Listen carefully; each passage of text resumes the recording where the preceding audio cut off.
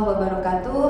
Perkenalkan, saya Maiza Nadia Putri, STRKes MTR ID, dosen tetap di program studi radiologi program Diploma 3 Stikes Guna Bangsa Yogyakarta. Pada kesempatan kali ini, saya akan menyampaikan salah satu mata kuliah yang saya ampu, yang mana sesuai dengan bidang keahlian saya, yakni mata kuliah komputer radiologi. Mata kuliah komputer radiologi merupakan salah satu mata kuliah di semester 5 dengan kode mata kuliah RAK 52411 berbobot 2 SKS yang terdiri dari 1 SKS teori dan juga 1 SKS praktikum. Mata kuliah komputer radiologi ini diselenggarakan dalam 14 kali tatap muka di kelas untuk pertemuan teori dengan durasi setiap pertemuannya 50 menit dan juga 14 kali pertemuan di laboratorium untuk SKS praktikum dengan durasi 170 menit setiap pertemuannya. Pada mata kuliah komputer radiologi membahas mengenai sistem informasi yang ada di suatu rumah sakit, meliputi Hospital Information System, Radiology Information System, dan juga Picture Archiving and Communication System yang merupakan suatu teknologi yang berkaitan dengan HIS dan RIS. Tidak hanya itu, pada mata kuliah komputer radiologi juga diajarkan mengenai image processing yang bisa dilakukan pada suatu citra radiologi menggunakan program pengolahan citra digital. Adapun CPL atau capaian pembelajaran lulusan yang tertuang dalam mata kuliah komputer radiologi meliputi CPL 1, CPL 2, CPL 3, CPL 4, dan CPL 5 yang sudah dituliskan di sebuah RPS dan divalidasi langsung oleh ketua program studi. Capaian mata kuliah komputer radiologi yang diharapkan antara lain CPMK 1, mahasiswa mampu menjelaskan konsep pemanfaatan RIS, CPMK 2, mahasiswa mampu menjelaskan konsep pemanfaatan PACS atau Picture Archiving and Communication System, dan CPMK 3, mahasiswa mampu melakukan image processing atau pengolahan citra digital menggunakan aplikasi pengolahan citra digital.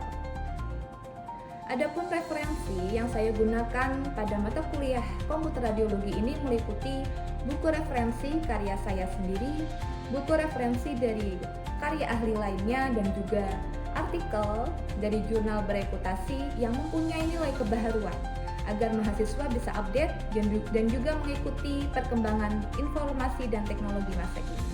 Berikut adalah video pembelajaran mata kuliah komputer radiologi di pertemuan keempat yang membahas mengenai Picture Archiving and Communication System. Mari kita simak. Bismillahirrahmanirrahim. Assalamualaikum warahmatullahi wabarakatuh. Waalaikumsalam warahmatullahi wabarakatuh. Oke, apa kabar teman-teman? Baik, Bu. Alhamdulillahirrahmanirrahim, kita bertemu lagi dalam mata kuliah komputer radiologi ya. Iya. Hari ini pertemuan keempat kita ya. Iya. Untuk mengawali pertemuan hari ini, kita absen dulu ya teman-teman ya. Ada yang izin hari ini? Ada. Untuk semua ya? Iya. Oke teman-teman, hari ini kita akan belajar mengenai PACS ya, atau Picture Archiving and Communication System. Oke, seperti biasa ya, kita harus tahu dulu nih apa aja indikator pencapaian yang harus teman-teman tandai, yang harus teman-teman mengerti ya untuk materi hari ini. Ya, indikatornya yang pertama, mahasiswa mampu. Nah, seperti biasa ya, sebelum kita masuk ke materi yang akan kita sampaikan hari ini, PACS ya, kita review dulu nih ya, materi-materi yang sudah teman-teman peroleh minggu kemarin ya, yang sudah teman-teman pelajari, yang sudah teman-teman dapatkan. Nah, coba nih, yang pertama, Hospital Information System. Ayo, apakah ada yang ingat apa itu HIS atau Hospital Information System? Ada yang ingat? Boleh, kenalin. Hospital Informasi Sistem itu adalah informasi sistem yang ada dan mencakup seluruh di rumah sakit. Oke, mencakup lingkup rumah sakit. Oke, benar ya. Ada yang lain atau setuju jawabannya lain? Setuju. Ya. Yang kedua, RIS, Radiology Information System. Ada yang mau menjawab atau ada yang masih ingat? Saya Bu. Oke, boleh. Kalau itu Nah, alhamdulillah masih ingat semuanya ya. Iya. Ini jangan sampai dilupakan ya, harus teman-teman ingat karena materi hari ini masih berkaitan dengan materi-materi yang sudah disampaikan sebelumnya. Baik, Bu. Nah, kita mulai masuk ke PEX ya. Oke, kita kenalan dulu ya, apa itu PEX. Nah, sebelum teman-teman mendeskripsikan ya, apa sih itu PEX, silahkan teman-teman perhatikan gambar yang ada di tayangan slide ya.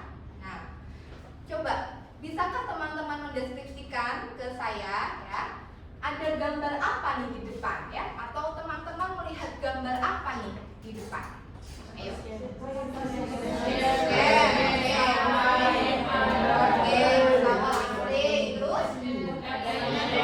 Oke, atau keseluruhan ini apa nih?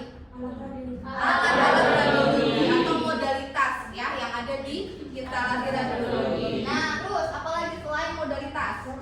Nah, ini ya definisi PEX. Sama seperti ilustrasi gambar tadi ya, bahwasanya PEX adalah sistem teknologi informasi atau sistem informasi ya, yang digunakan untuk mengelola, mengarsipkan dan mengirimkan gambar medis ya, yang berformat tadi formatnya apa? Daitom ya, dari berbagai modalitas radiologi, bisa X-ray, CT scan, MRI, tadi ada USG ya dan sebagainya. Modalitas-modalitas yang ada di radiologi. Nah, sistem ini memungkinkan aksesibilitas tinggi dan efisien dalam pengelolaan gambar medis sehingga memudahkan dokter dan tenaga medis lainnya serta mendukung teleradiologi. Nah, kita ketemu kalimat teleradiologi ya. Nah, kalau gitu teman-teman sudah bisa menyimpulkan belum apa sih itu teleradiologi? Bisa. Boleh? Ya. Ada yang bisa? Nah, Ibu, kalau menurut saya teleradiologi itu adalah jadi kayak misalkan dokter bisa membaca dari jarak jauh untuk berbagai lokasi untuk hasil radiografnya. Oke, ada saran lain atau ada pengertian lain? Atau sama setuju? Sama. Oke ya, benar ya. Jadi kalau teleradiologi itu interpretasi gambar yang dilakukan tidak harus di satu tempat yang sama dengan si pasien. Tadi siapa? Maria bilang dokternya nggak harus ada di tempat Bu ya, tapi masih bisa memberikan interpretasi.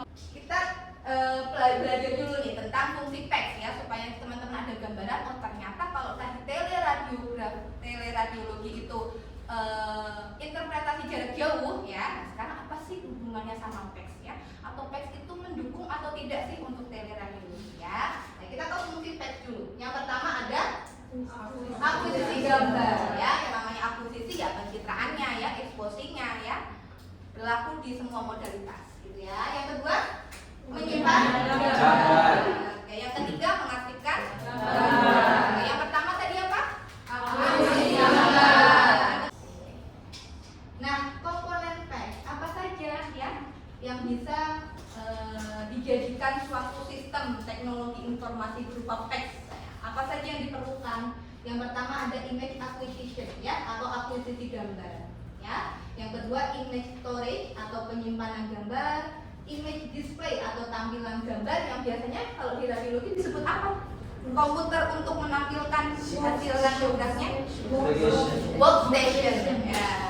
Monitor ya, monitor kan biasanya ada dua nih monitornya ya. Kemudian memang kalau PEX ini tidak jauh-jauh dari yang namanya jaringan internet, jaringan ya.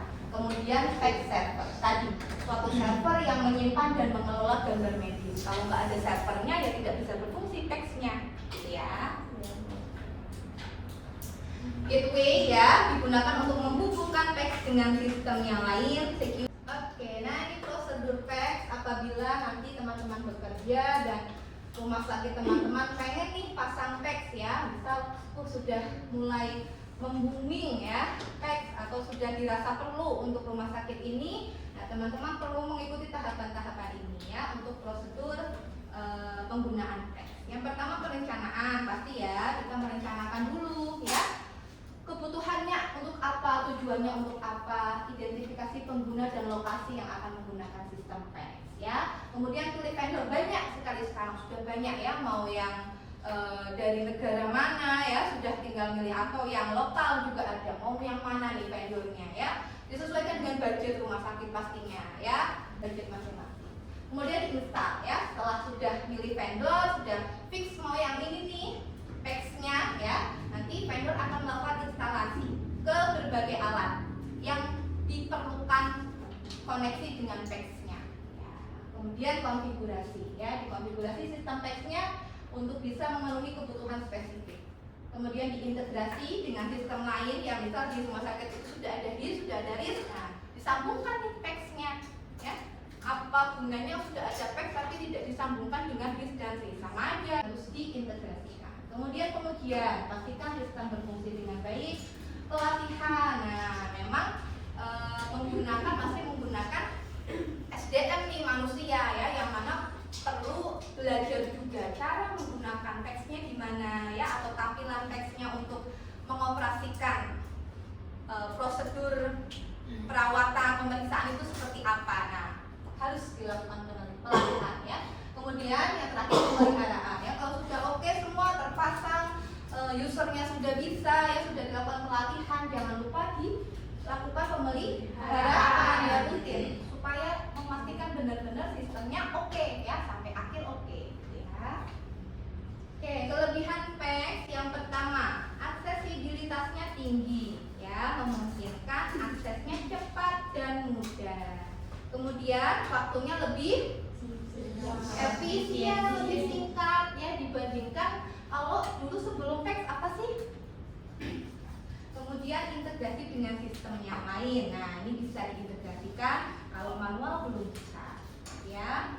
Pengurangan kesalahan. Nah, gimana nih kok PEX bisa mengurangi kesalahan ya? Ternyata bisa mengurangi kejadian kehilangan film atau kerusakan film. Ya, biasanya film pasien bawa-bawa ke rumah ya, kemudian kalau mau check up lagi dibawa-bawa lagi, nah itu rentan ya, rentan tertekuk-tekuk, itu rusak kan jadinya, atau rentan hilang ya, dia lupa membawa ya, atau tertinggal di suatu tempat. Nah, kalau sekarang gimana? Nggak harus membawa film ya, karena di rumah sakit punya soft file-nya, punya citra di PEX-nya, tinggal ketik nama saja keluar. Oh, kemarin si pasien ini habis foto torak, ini hasilnya ya. Pasien tidak perlu membawa foto toraknya, itu ya, itu mengurangi kesalahan. Kemudian peningkatan kualitas pelayanan, sudah jelas ya, dan penghematan ruang. Kenapa kira-kira kok bisa menghemat ruang ya? Penyimpanan. Emang yang dulu gimana tuh? Pernah lihat nggak? Sekarang masih ada nggak ya? Masih. Di radiologi ada satu ruang yang khusus untuk menyimpan hasil film kadang ya, yang belum diambil, setumpuk ya, atau dibuat rak-rak dulu. Nah, sekarang dengan adanya PEX bisa ya untuk menghemat ruang. Nah, namun teman-teman, di samping kelebihan PEX tadi, dia juga punya kekurangan ya. Apa saja? Yang pertama, biaya operasi. Pasti ya, dengan segala kemudahan, kecanggihan yang diberikan PEX, pasti juga harganya mahal. Instalasinya mahal ya, ketergantungan pada jaringan dan listrik. Oke, kalau internetnya error, networkingnya error ya, nggak bisa digunakan, mau nggak mau harus kembali ke oke lagi. Nah, kita kembali pakai PEX lagi, pakai jaringan ya. Tadi perlu pelatihan, nggak langsung bisa mengoperasikannya, perlu waktu sendiri untuk pelatihannya. Pemeliharaan juga dan resiko kehilangan data ya, namanya data digital ya, di komputer ya. Sengaja suatu saat terjadi error tadi ya, nggak bisa dibuka, jaringannya error. Nah, oleh karena itu kita harus menguatkan di pemeliharaannya ya, benar-benar dicek dalam kurun waktu yang sudah ditentukan ya, error atau tidak ya, OP atau tidak sistemnya ya. Oke, nah seperti biasa ya, kita diskusi. Saya akan menampilkan sebuah video ya, ada video. Nanti teman-teman perhatikan ya, perhatikan videonya, kemudian didiskusikan soalnya. Oke? Nah, sekarang silakan membentuk kelompok seperti biasa ya. Ada berapa kelompok ya? 3. Silakan. Oke, sudah membentuk kelompok? Sudah. Satu, dua, tiga. Silakan amati ya videonya ya. Baik, Bu.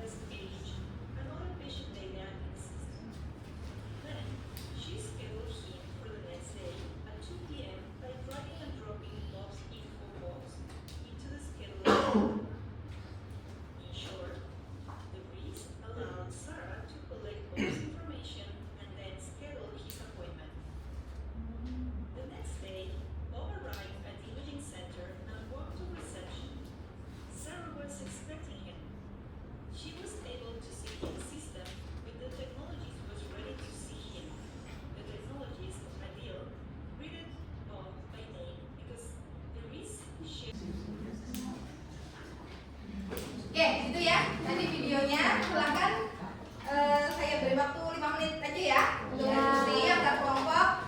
Nanti silakan masing-masing kelompok mempresentasikan ya jawaban dari hasil diskusi ya. Ya.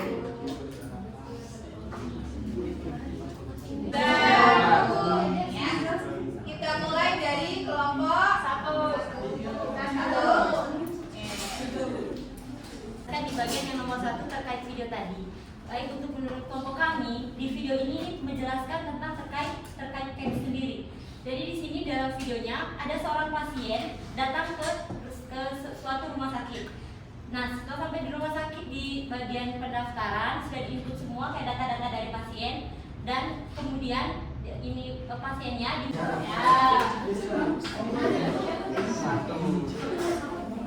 Oke, kelompok 2 ya.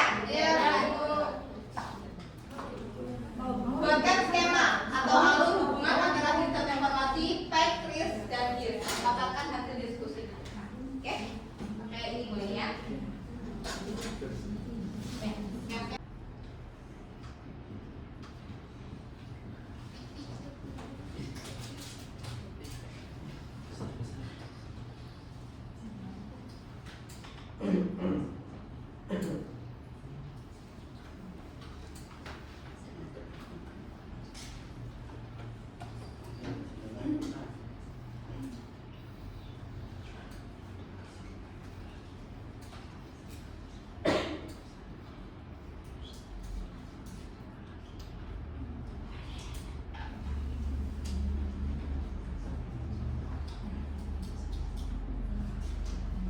Baik teman-teman, jadi di rumah sakit itu ada sistem informasi yang paling besar, yaitu yang dinamakan dengan HIS atau Hospital Informasi System. Jadi dia yang paling besar. HIS ini bisa dibagi ke dalam beberapa sistem informasi, yaitu misalkan di farmasi ada farmasi informasi sistem. Kalau di laboratorium medis ada laboratorium medis informasi sistem, dan tentu saja di lingkungan radiologi juga ada yang namanya itu RIS, radiologi informasi sistem.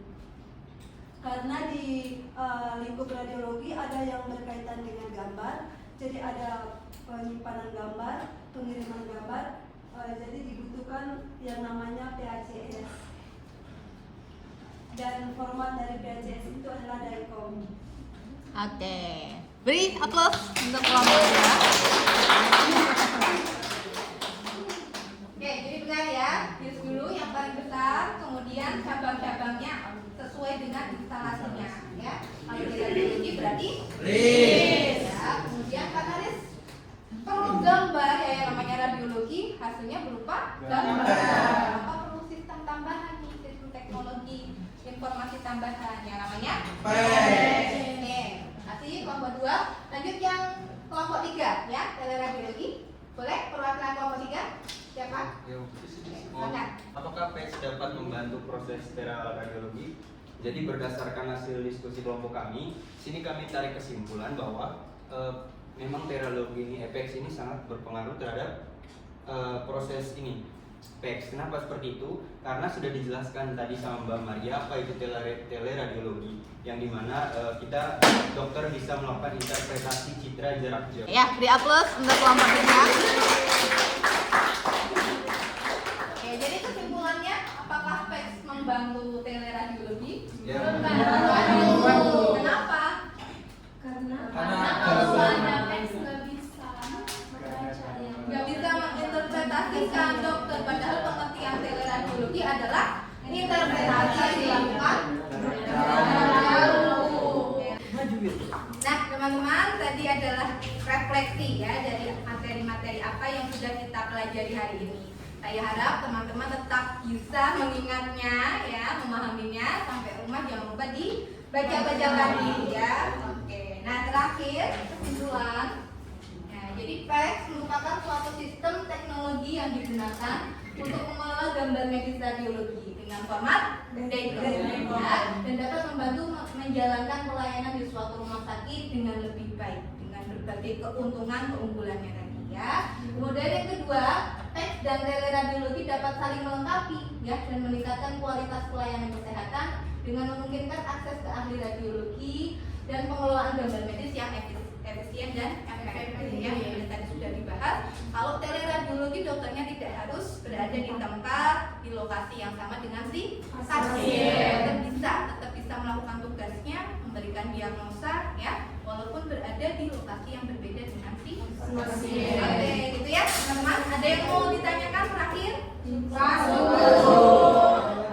kalau gitu tidak ada yang mau ditanyakan, saya akhiri. Terima kasih atas perhatiannya. Wassalamualaikum warahmatullahi wabarakatuh. Waalaikumsalam warahmatullahi wabarakatuh. Terima kasih, Bu. Sekian video rekaman proses pembelajaran pada mata kuliah komputer radiologi di program studi radiologi program Diploma 3 Stikes Guna Bangsa Yogyakarta. Video ini digunakan sebagai salah satu syarat penyusunan dokumen pernyataan diri dosen dalam unjuk kerja Tridharma Perguruan Tinggi atau PDD UKT-PT Sertifikasi Dosen Gelombang 1 tahun 2025. Saya berharap dengan video ini dapat dijadikan sebagai pertimbangan baik dalam rangkaian seleksi penilaian sertifikasi dosen tahun 2025. Akhirnya, saya Maiza Nadia Putri, STRKes MTR ID, mohon undur diri. Mohon maaf apabila ada salah kata. Wassalamualaikum warahmatullahi wabarakatuh.